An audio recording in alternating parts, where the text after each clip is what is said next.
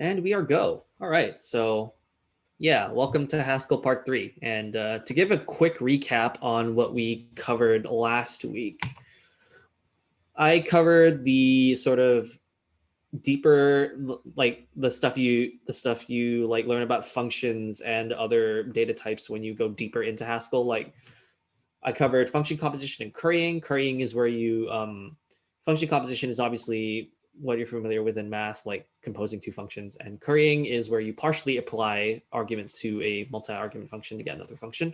I also covered something called monoids, which are types which you can combine generically under some operator, but and I also covered what are called functors and applicative functors, which are types that contain another data type and you can do stuff with. But a lot of this is going to be, some of this will come up in today's workshop, but not a lot of it. But it's kind of built off of these concepts. So I would encourage you to take a look at last week's slides or ask me if you have any questions. But yeah. So today, what we're going to do is we're going to answer this question right here. So based off what I've said about functional languages, what functional languages are is that they have functions that only operate on their input and give something back based on that. Problem with that is that side effects are, what is going on here? That's fun. What did I just do?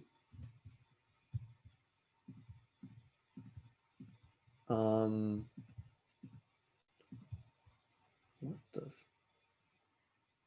Oh, I might have accidentally clicked the back button. That's my bad. Okay, let me go back into presenter mode. That's embarrassing. Where is the thingy? There we go. Okay, but as I was saying, so what I'm going to address today is the problem that functional languages have when we actually try to do something useful. Because useful programs require side effects, right? So let's say you wanted to write a program that, I mean, if you wanted to like create an application, you're going to need it to do things to your computer that are like side effecty, which is not really what functional languages are all about. Say you want to write to a file, you want to print something to output, you want to send a request to a server or whatever. With pure functions, that's not really something that's intuitive, but there are ways to do that. It's just that it's complicated, but that's what we're going to be talking about today, how to do side effects. So now I'm going to introduce this thing called a monad. So this kind of builds off of functors, which I've talked about before. Functors are basically, hi, do you have a question? I'm guessing you're just unmuted. You're unmuted, by the way, just to let you know. But yeah, so monads are basically built off functors and applicative functors. So if you look at so what functors basically are is that they're data types that contain other types. And for instance, arrays are functors. Strings are also arrays, which are functors. What else is a functor? We talked about a type called baby last time. That's also a functor because it is a type that contains another type. Applicative functors are functions within other data types. So you can, for instance, I showed you a quick example where I like had a list of functions that do stuff to integers, and then when I applied it to another list of integers, you get another array out. But monads are kind of the next step up from that, where you kind of Haskell basically allows you to compose functions that modify stuff inside of a certain type. And This idea, while it seems pretty simple, it's extremely versatile, which I'll go more into as this presentation goes. Yeah, this is why I just said, why do we need this? So what the monad does is like I said, it provides a simple way to compose transformations of values inside of a monad. And as you'll see, we will often have we'll have a function that takes a simple value like a string and does weird side effecty stuff with it. Say it prints a string to the console, and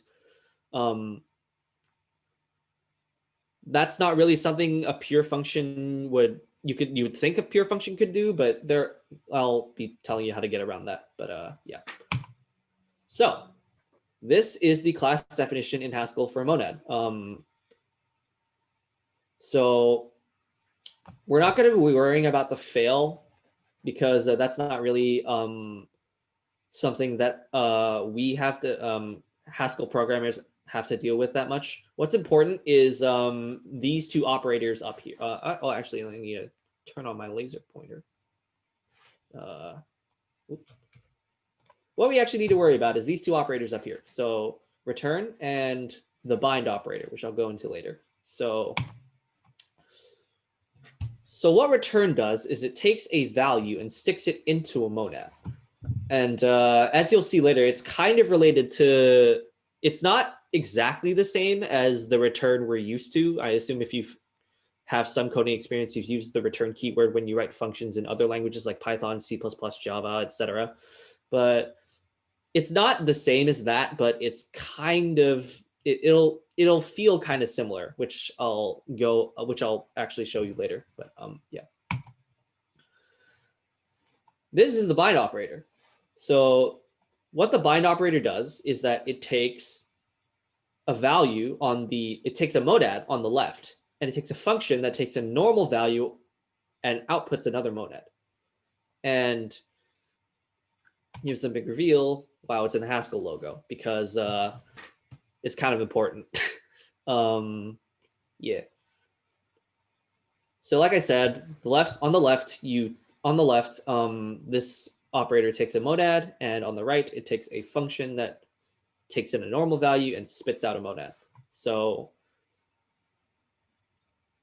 a way to kind of think about this intuitively is that you take whatever's inside the monad from the left, you take it out, and then you stick it into the function on the right, and then you get another monad. So yeah.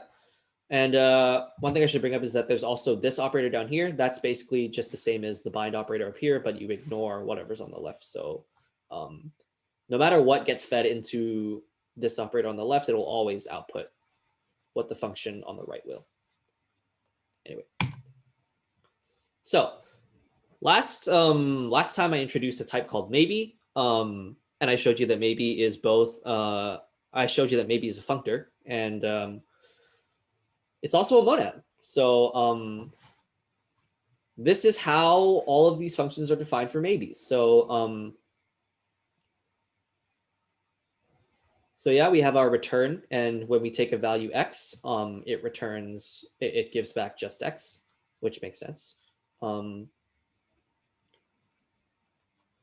And here we have the two different cases where we have a nothing and a just, and for when we pipe into things. So here's a nothing. If we bind it to a function f, this is how it should be read, by the way. So nothing is what's on the left of this operator, and f is what's on the right. So if you give a nothing to a function, it will output nothing. And if we have a just on the left and an f on the right, we apply f to x. And that will give back either a just whatever or nothing. Does anybody have any questions so far?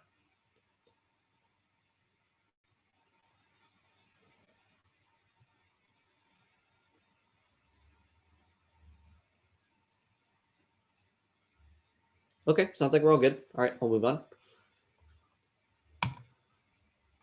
So let's talk about what the maybe could potentially be used for. So sometimes when you're performing operations on numbers, they fail, right? So for example, if you, division is one example. So division works for any two numbers except if the second number is 0. So if you do A divided by B, it will usually work. But when B is 0, it doesn't. It's undefined, right?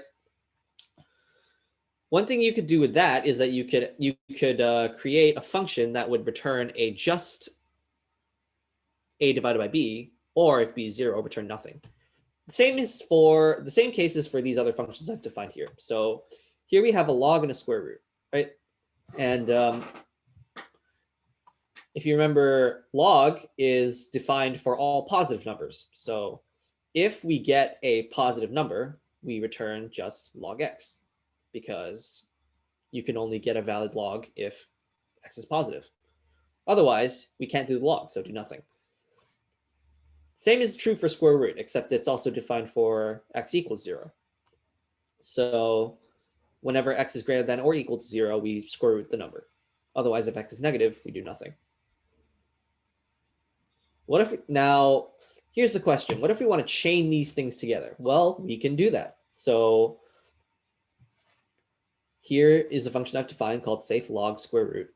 And as you can see, we've taken safe log of x, which will return a maybe double.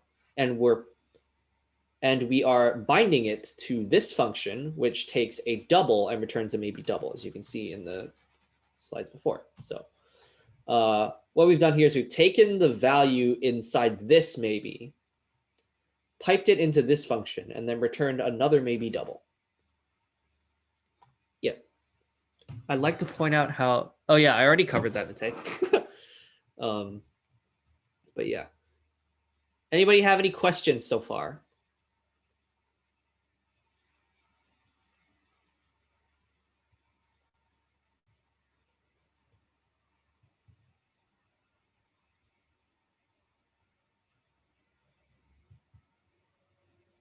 All right, I guess I'll move on then. Now, what if we also wanted to format this into a string, right? Just as an example.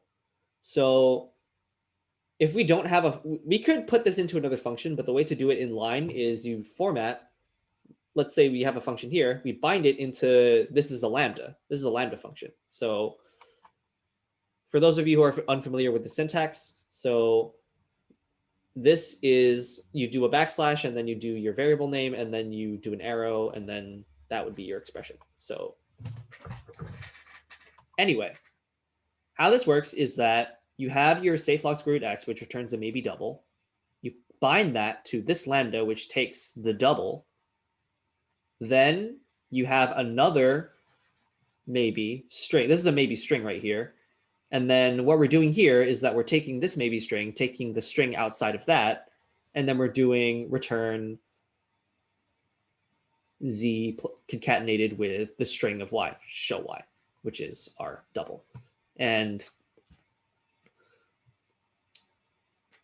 one thing I want to emphasize is that return, because we've told the compiler in the type declaration that it returns a maybe string, the return knows to bind, the return knows to put this value inside of a maybe, because that's what the compiler has been told.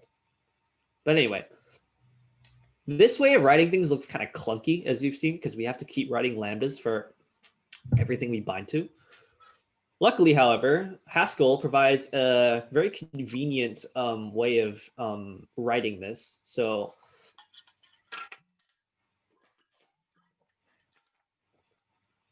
a second. Okay, yeah. So what we've done here is we've added what's called a DoBlock.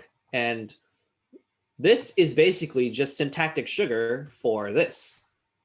So what's happening here is that this gets, we take out here, what happens is we take out y from this, which returns a maybe double. This is the string we take out from this just, and then we return the string concatenated with show y. And if this way of writing things feels familiar to you, here's some Python code. Wow, it's kind of similar, right? So yeah, not only does the DoBlock allow you to more easily kind of work with monads, it also does it in a way that is kind of familiar to a lot of people, because this is the kind of style of writing code that most people, I imagine, are used to. Yeah, I just thought that was cool.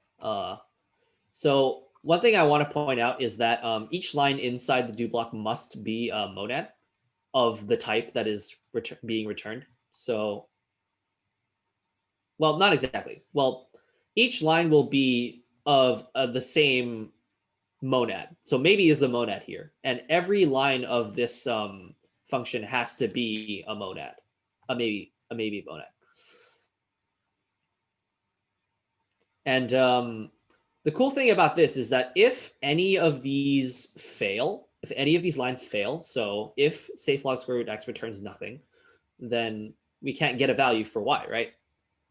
That means it will just fail. The function will terminate, and then we will return nothing.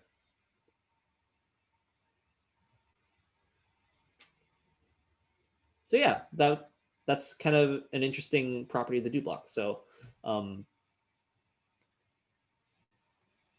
it basically allows for the opportunity to fail at every line, if you think about it that way, which is cool for a functional program. But yeah, moving on. So moving on to how side effects work. Or actually, does anyone have any questions before I proceed?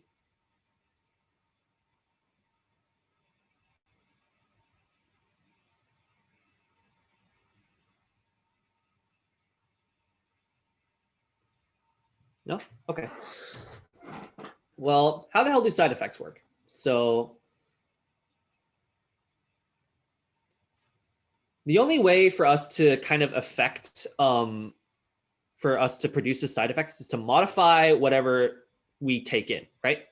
So what if we take the state of our computer, feed that into a function, and then output what has been changed about the state of our computer? That would be that in with all the rules of pure functions is perfectly legal, right? So as long as the function takes an input and only outputs something that is based on that input, it's perfectly fine. So we can do that. Is that if that's confusing to anyone, let me know, just because this is kind of a strange concept.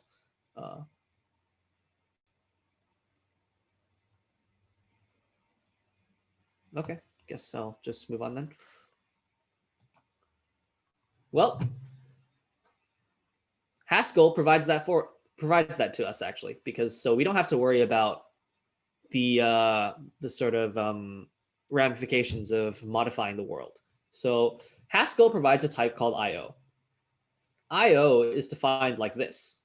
So what IO is that it takes IO is actually a function. It takes what's called a real world, and then it outputs a value along with a real world, a pair. So what an IO type is that think of an IO type as an action that your computer does. So for example, put string line is of type IO blank, because put string line doesn't get any value from anywhere. It just prints out to the console. So what the IO blank would do is it would change this state of the world to be the state of the world as it was before, plus where we print out to the console. And then because we don't get a value back, this will just be a blank. And then we'd put the updated state as the output as well. If we were to say read from the command line, this would be of type IO string, because we want to actually get a value from the computer now. So what we do is we take our world state, and then we get the file name, I mean, the string that we want to read from the command line. And then we output the state, which is kind of unchanged from what it was before. Yeah. I hope I haven't lost you, because now we're going to go over Hello World. Finally, it's part 3. But now that we know how Hello World kind of works, now that we know how IO kind of works, we can say, I can actually show you the main program now. So for every Haskell program, like C or C++, you have a main, right? And the main is going to be of type IO, because main shouldn't really change the state of, the main program shouldn't like get any value from the computer. It should just run, right? So it's going to be of type IO. And that means we can do side effects. So here's our main, and then we have this function, put string line hello world. Now what this does is that this is your print statement. So if you actually run this, it'll print hello world. I can actually show you that. So let me just go to a REPL. Yeah. There you go. It printed out hello world. So yeah, that's how that works. You might have also seen the spoilers beforehand, but yep. What we can also do is we can actually put this in a DoBlock as well. And we'll actually use the DoBlock for more complicated main programs in a bit. But yeah, you can do main equals do hello, put string line hello world. And remember that put string line hello world is of type IO blank, because main is also of type IO blank, right? So it's an IO monad. So we can put it in a DoBlock like so. All right, anybody have any questions right now?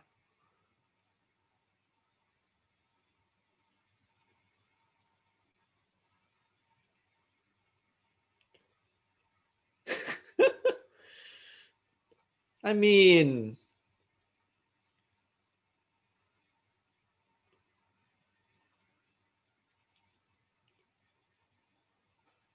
I don't know. The way you're kind of taught to write programs is always like side effecty, because you're like always telling the computer what to do with what you're giving it.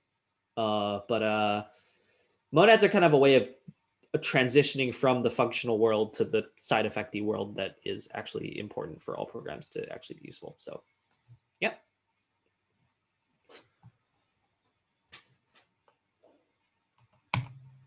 All right, so I'm going to talk briefly about getting command line input. So what's happening here? So we have main, we have our main function, and we have DoBlock. And remember that each line in the DoBlock has to be a monad. So here we print the prompt, enter your name, and that just prints the line. What GetLine does is that GetLine is a function that takes no arguments and returns an IO string. And GetLine basically gets the next line in the user input. So yeah, it just waits for the user to enter the line, and then GetLine gets that line. And then it binds it takes the value inside the IO monad, which is, remember, this is IO string. And it takes the string out and then puts it inside of this variable name. And then this part's fairly self-explanatory. So you print out hi concatenated with the name and then exclamation mark. So I can actually show you this in action.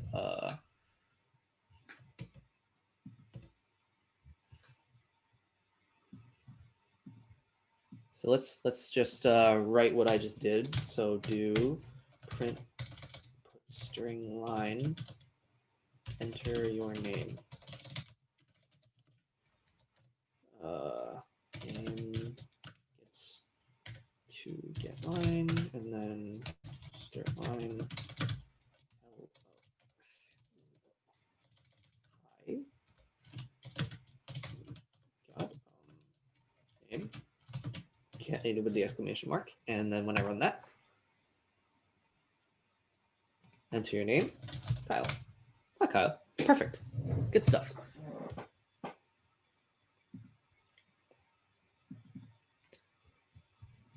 Now I was actually going to I was actually going to dedicate this section to try coding some stuff for you. So just to like show you what Monads can do. And yeah, I am about to make the most disgusting thing you can imagine. So let's do it. Oh, I'm not there yet.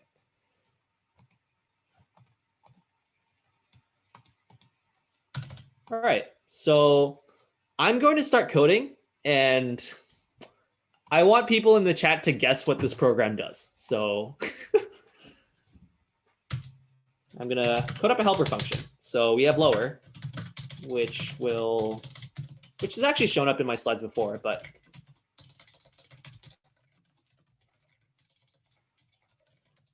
now what this is going to do is it's just going to make a lowercase string.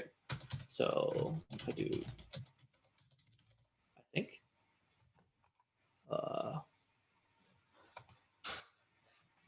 does this work? Yes. So this is just a helper function that'll help me make a lowercase string. So let me just stop that. So if you're unfamiliar with what these do, toLower is just a function that takes a character and then makes it a lowercase, and then maps it over all.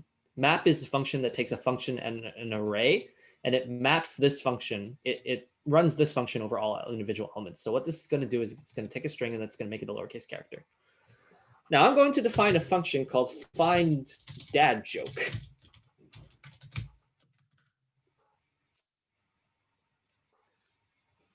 Now what is this going to do? Yeah, Bryce has got the idea.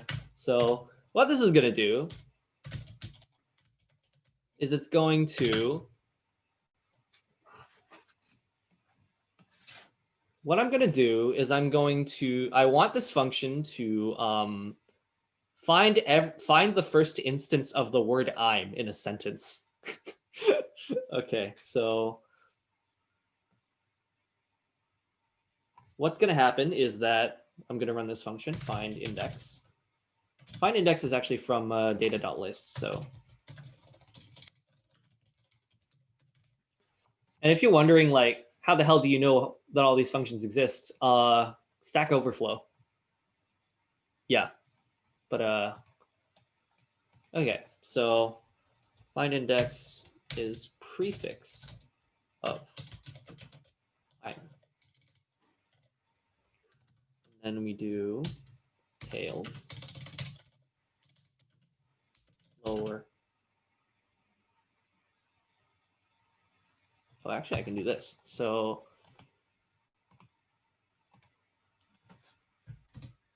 if I do that, and then tails. Does this run?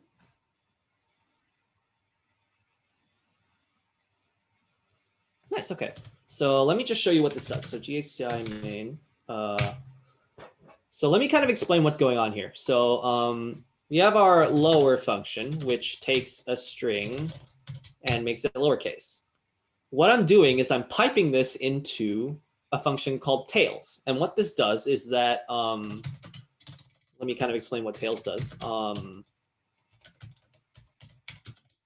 So tails takes an array and returns every possible suffix of that array. So if anyone's taken CSE 100, this will look very familiar to you because lol, suffix array, but not quite. It's not sorted, but you get the idea, right? So here we have A, B, C, D, E, F, G, which is our entire array. Then we take the first one off, B, C, D, E, F, G, C, D, F, G, and so on. So you get the idea. And then what we're doing is that we're taking this and we're putting it into this function right here. So remember from currying that this is one function. So find index is a function that takes two arguments. It takes a predicate and it takes an array. So it basically, what it does is that it finds an index in the array here, that satisfies this function. So is prefix of takes two arrays, and then it returns true or false depending on whether the first one is prefix of the second. So for instance, let me show you I'm is prefix of I'm Kyle, or I'm Kyle. That's true. Now is the prefix of this is, yeah, it's false. No, it's not. So what this does is that we want to find the index of here, which corresponds to the indexes of the array, if you've noticed. So because A is index 0, B is index 1, C is index 2. So find which suffix has I'm at the beginning, and then return the index of that. So that's what this function does. Any questions so far?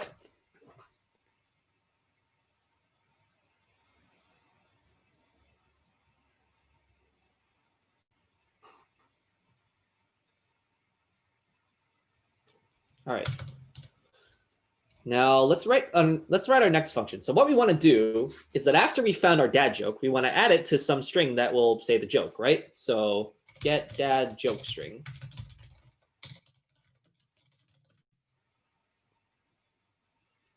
What about regexing all the possible IMs? You could do that, I think, but I'm not exactly experienced enough in Haskell to know how to do regex in it. So yeah. Oh, and also note that find dad joke returns a maybe int. Why is that important? Because let me actually show you. So find dad joke.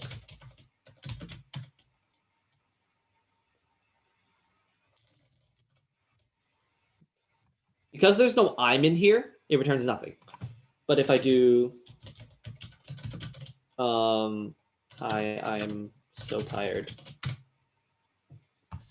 Here, because there is an instance of the substring I'm at index 3, it prints out, it tells you just 3 because it's actually a valid, well, the search came out valid. So yeah.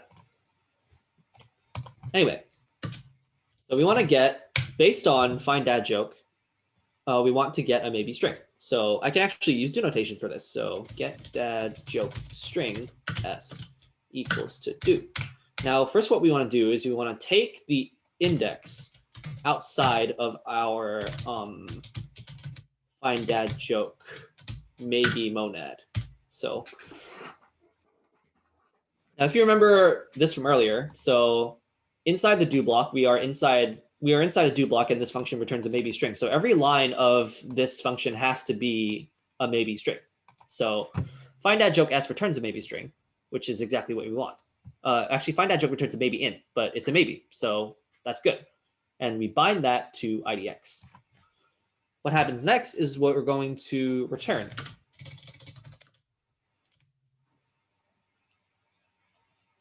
And then what we're going to do is we're going to say hi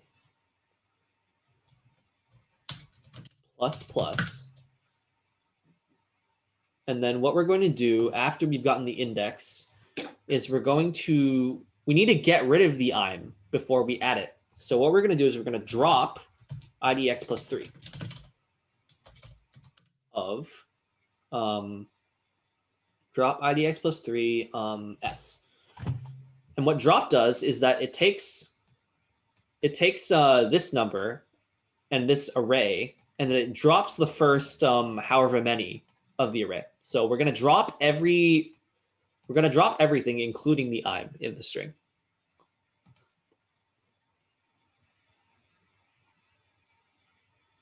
Does this work?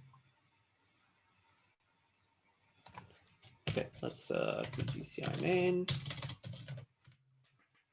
And then let's do get dad joke string. Hi, I'm so tired. So tired. Yes. This is peak comedy right here. But anyway, now what do we want to do? We want to, based on whether based on whether the inside of this just is valid or not, or the inside of the maybe is valid or not, we want to print it out. So let's make a function called print maybe.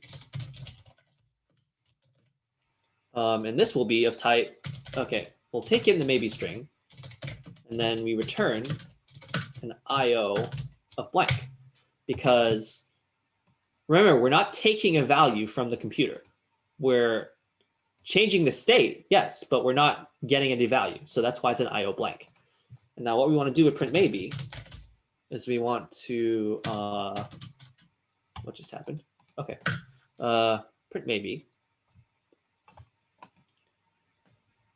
And thanks to Stack Overflow, one way to do this is I'm going to borrow some functions. Okay, so what the when function does is that when you when a certain predicate is true, actually I need to import another thing. So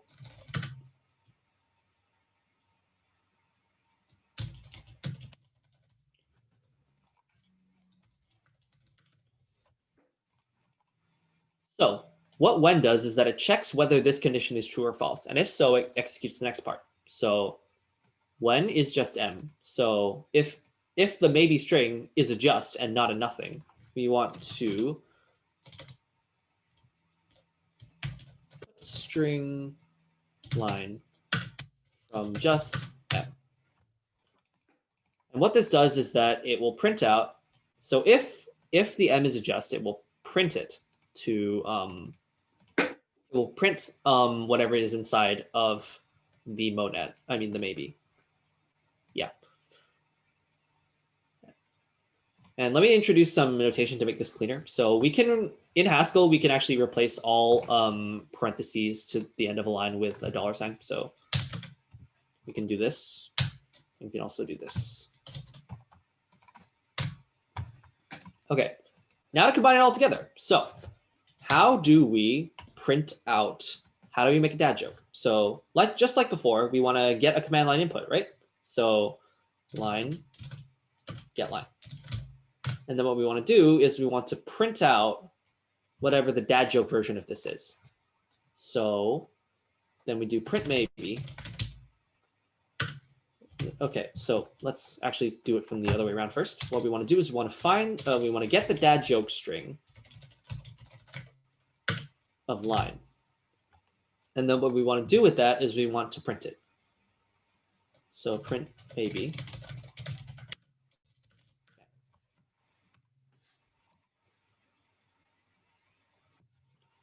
Hello there. That did nothing. Let's try that again. I'm Dave. Hi, Dave. Perfect. So yeah, I've just made this. And then if I want to do it forever, you just do it forever. Or actually a better way to do this would be to just actually do that, because let's try not to rely too much on other outside functions here. So what I'm doing is I'm doing a recursive call. So let's see if this actually works first.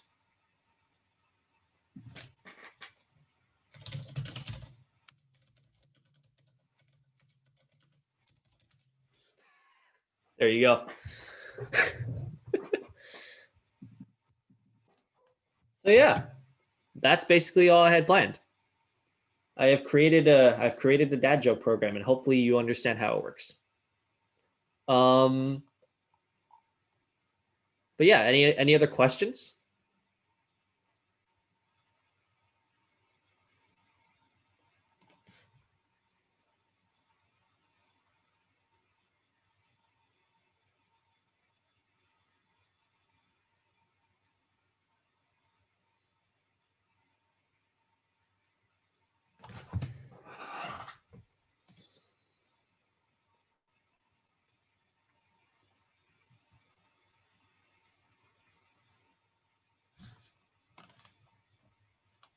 Okay, well, I'm gonna go over the rest of my slides then, but yeah.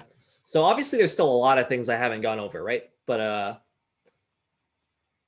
so I've covered a lot of the things that make I've covered some of the things that make Haskell cool, but not a lot of them. So there's also I could also talk about how Haskell is lazy and how that changes things.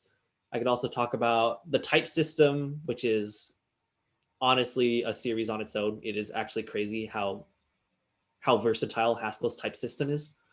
Um, I also haven't covered any real life applications because there's just too much of a learning curve for the basics of Haskell before you can actually apply it to real life things. But I think that would be an interesting way to take this as well.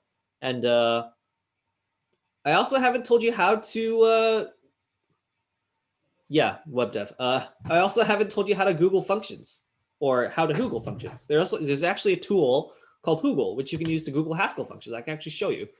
So if I go to Google, then type in a function, it will tell you what that function does and its type signature.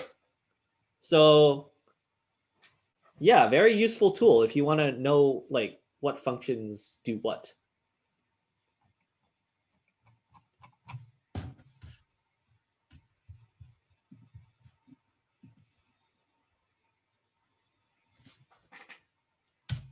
But yeah, I also added some resources which you can use to which I found were helpful when I was first researching this stuff. I'm not sure how to pronounce his channel name, but Soding is a really good Haskell channel. He does a lot of coding challenges and is just really good at explaining this stuff in general. And also Phil Wadler, he was one of the guys who originally made Haskell, I think, and he's also a very entertaining guy. And there's also Learn You a Haskell, which is a sort of tutorial that covers like syntax all the way up to the sort of high level stuff that I just talked about. So that's also a really cool tutorial to look up if you wanted to learn it from the ground up. But yeah, hopefully if you've seen hopefully if you've hopefully my hopefully these workshops sort of introduced you to this thing which you find cool. I hope you find it cool because I find it cool. And yeah, that's all I had planned. Good luck with finals. It's week 10. Please get some rest. But if anyone else has any questions or anything, please ask. But yeah, that's all I had planned for today.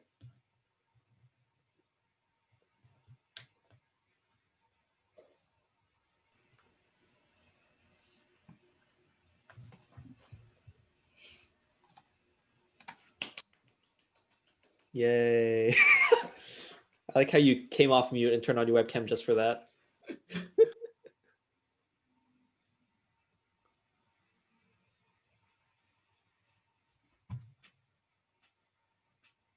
Thank you for coming during week 10, no less.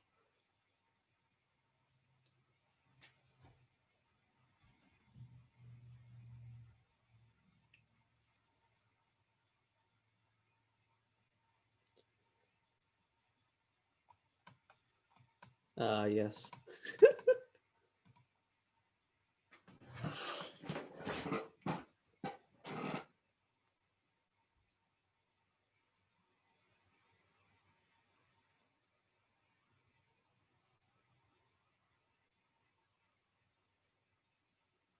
Monads for check and go. What did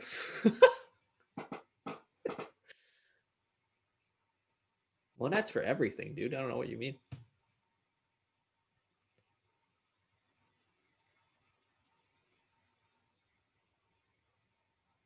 Oh, maybe stop recording. Yeah, good point.